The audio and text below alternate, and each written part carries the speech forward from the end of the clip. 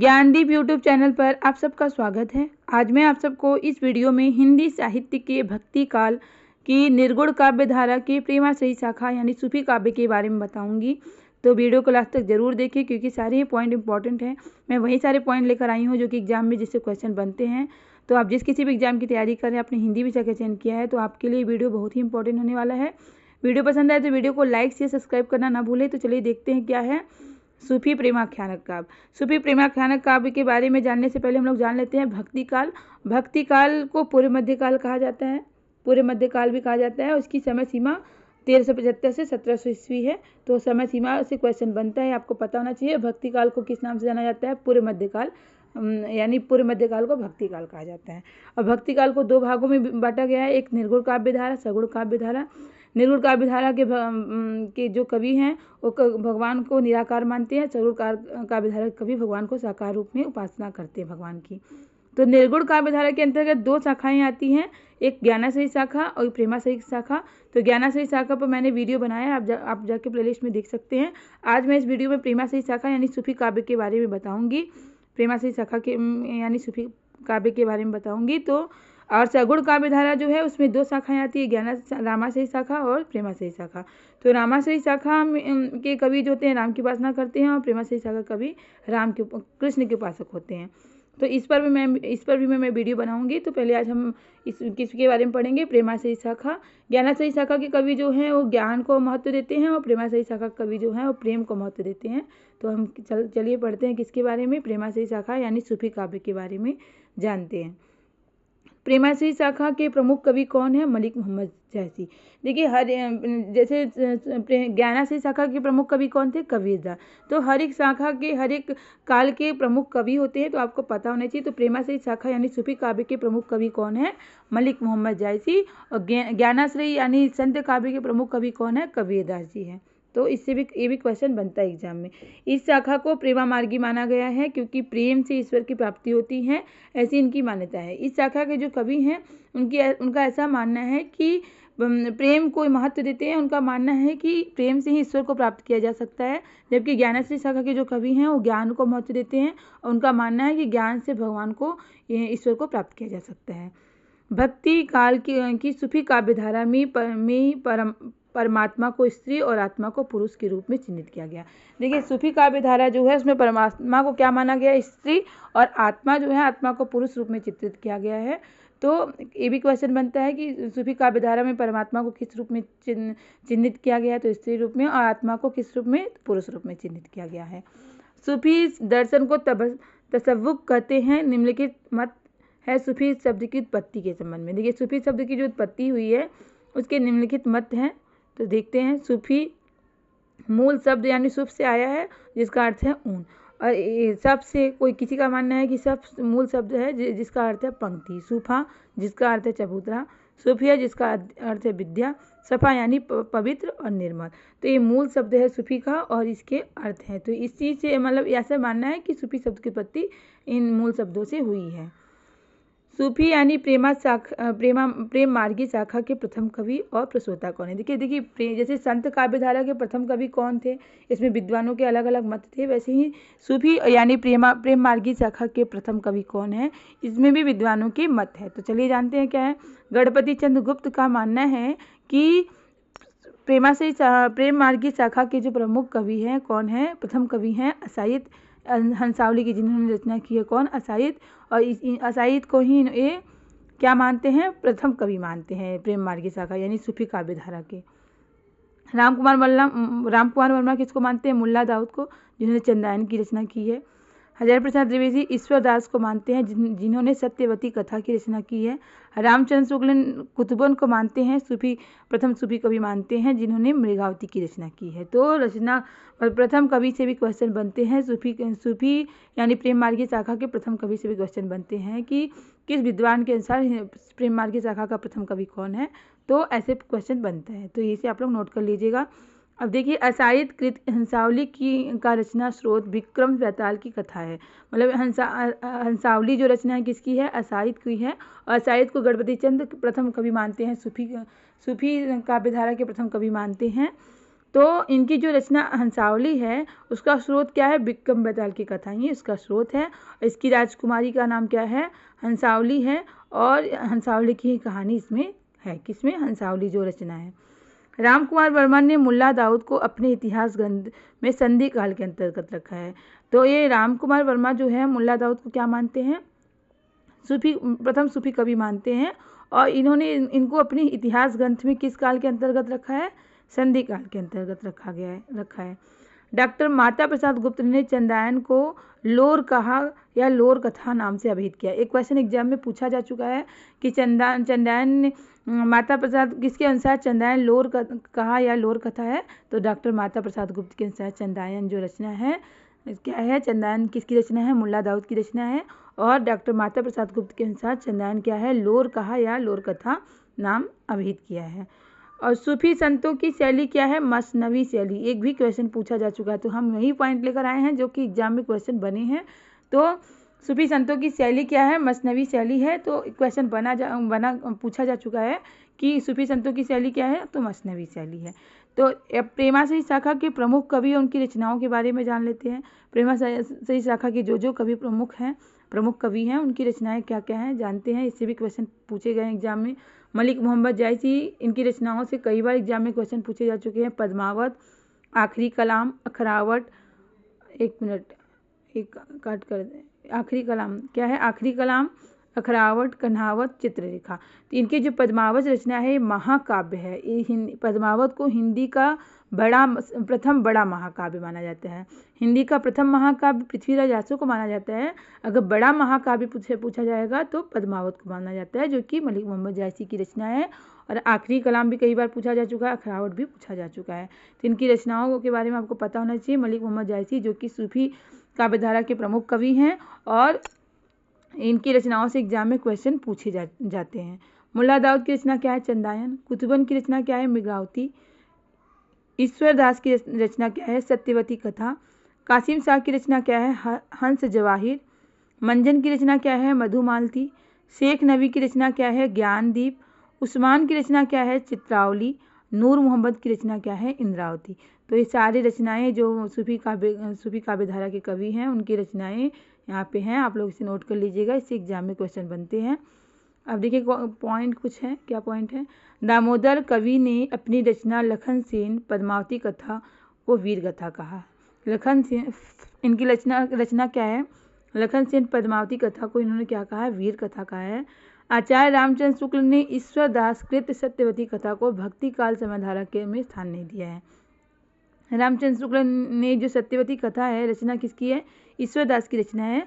इसको भक्ति काल काव्यधारा के अंतर्गत स्थान नहीं दिया है। किसने, रामचंद्र शुक्ल ने। मृगावती की रचयिता कौन है, कुतुबन। चिश्ती वंश के शेख बुरहान के शिष्य हैं। जो कुतुबन है वो कौन है, चिश्ती वंश के शेख बुरहान के शिष्य हैं, और जौनपुर के बादशाह हुसैन शाह के आश्रित कवि हैं। देखिए आश्रित कवि किसके कवि हैं, किसके आश्रित कवि हैं, बादशाह हुसैन शाह के आश्रित कवि हैं।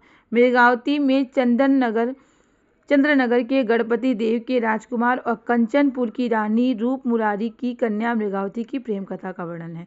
मृगावती में चंद्रनगर के गणपति देव जो हैं और कंचनपुर की रानी क्या है, रूप मुरारी की चंदनपुर की रानी रूप मुरारी की कन्या कौन है, मृगावती।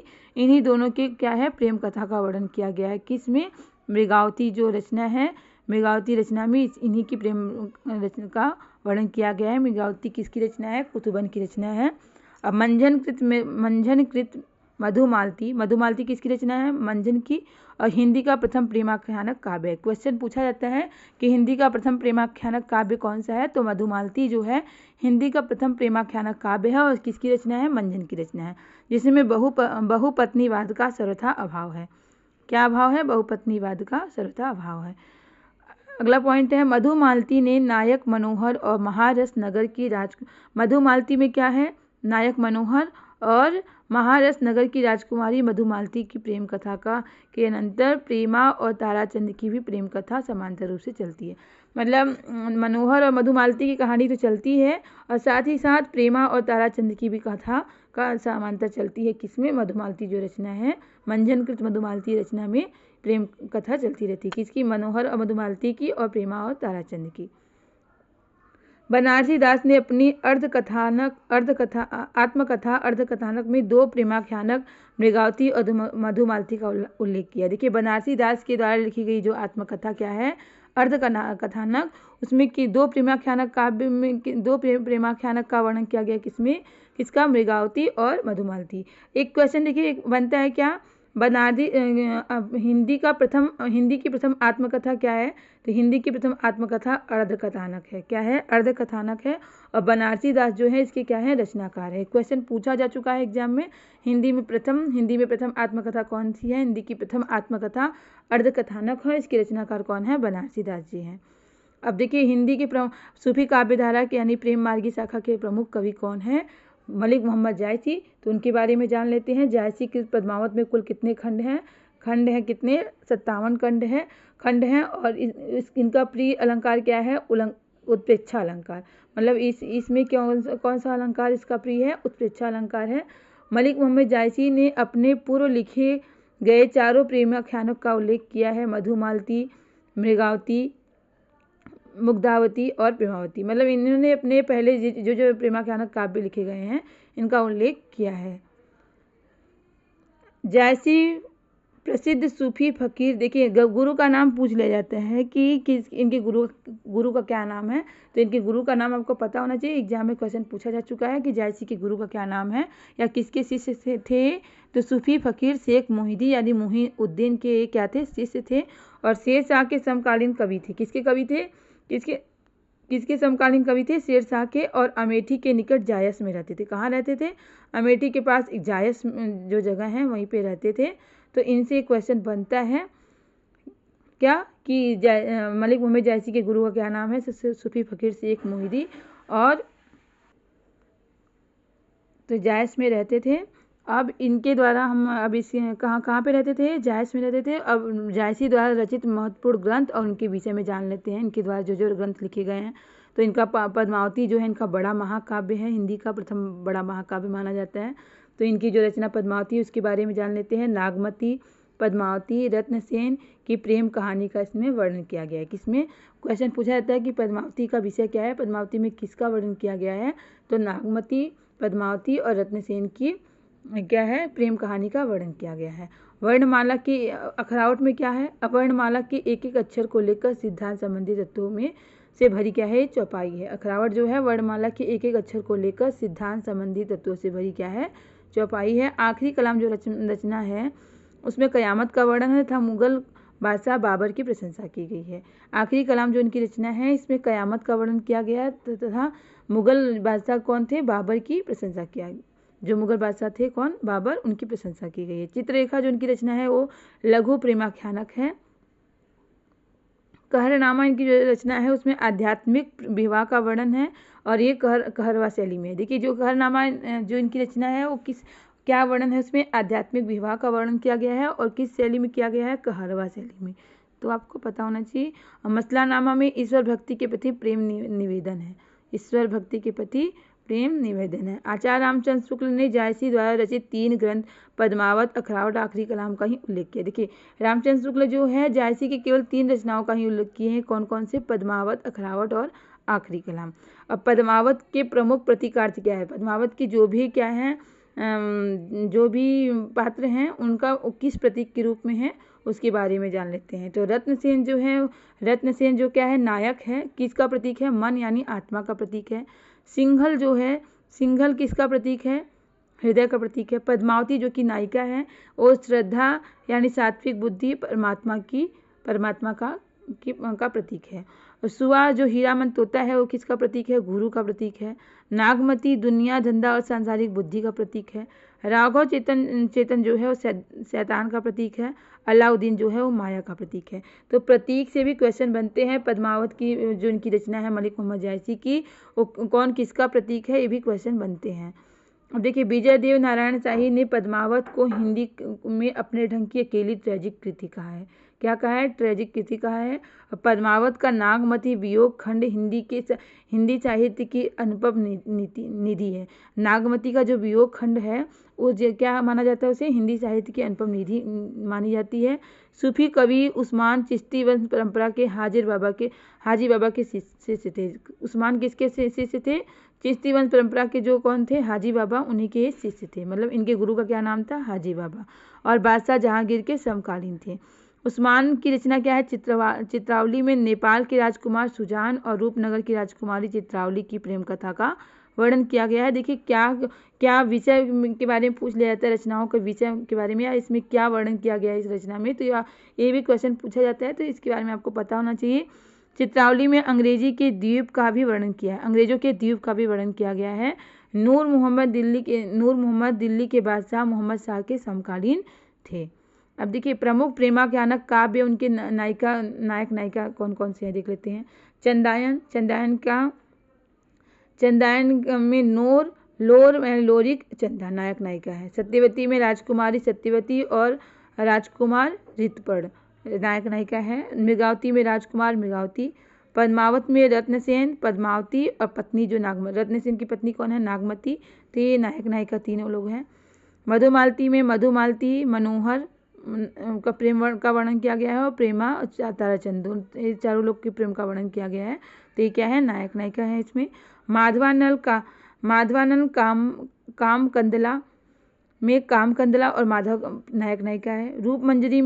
रूपमंजरी में विवाहिता रूपमंजरी और कृष्ण नायक नायिका है। रत्नसेन में रंभा और सोमा क्या है, नायक नायिका। तो काव्य में कौन नायक नायिका है, प्रेमाख्यानक काव्य में कौन नायक नायिका है, ये भी क्वेश्चन पूछा जाता है। अब देखिए सूफी कवियों ने परमात्मा को क्या माना है, स्त्री तथा आत्मा को पुरुष रूप में स्वीकार किया है, और जबकि संत कवि क्या हैं, इसके विपरीत साधना करते हैं।